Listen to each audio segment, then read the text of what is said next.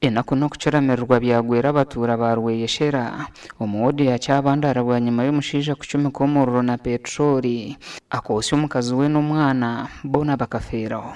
Godwin Nuwaha ow'emyaka 32 omuvugi wa bodaboda omu tawuni ya Kabuhe nawe yakora ekikorwa eki nawe akeyokyezamo n'ubwo ari abatafiire.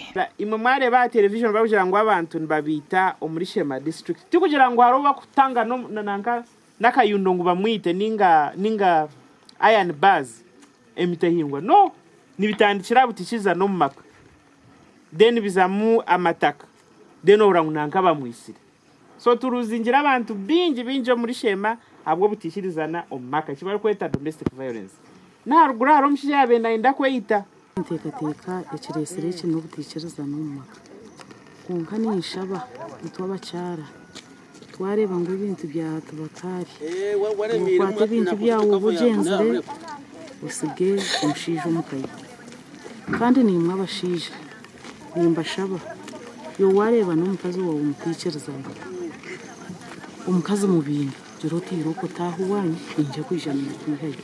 Twatunga okumanyisibwa ngo ababiri batwire nibafa enshonga z'omubonano okumara kire. Nterire sumu angambira kwakuzayo omukazi amubinga kuriya hakukora so nko kumugira nti mbwenu ezi nsonga chairman niwayi n'obushoborozi kuriya himu kutura hata taho mu nsonga zanyu yatakubasa kuzitahamu akwebara ozumbo obushoborozi abandi bakuyambe so omusirani kogumiza munarondo omukazi obwanyuma omukazi yatorokire akamushanga itendero mu banyabuzare babo so bakaza polisi bakagonzora ensonga zabo atukabihawira akiro kace umubuzo umusigazi agira ngo polisi mugizire ngo omukazi abena atura wenka nawe natura wenka okusya obara yetegereze byabo burizo mbajyangwe ekidaganci ry'amagezi nyo nimpabura abashija na nabakazi umuntu aragira ubutikiriza no mukazi we mwine kwetereza kubirareme buri muntu akwato.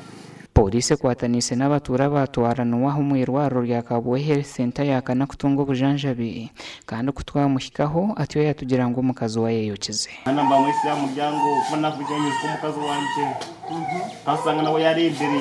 Yes.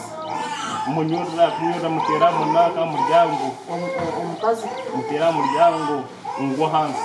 Ombero gw'omukazi n'omwana yatwarwa mu irwaro rya Kabuhe Health Center yakana okuceberwa.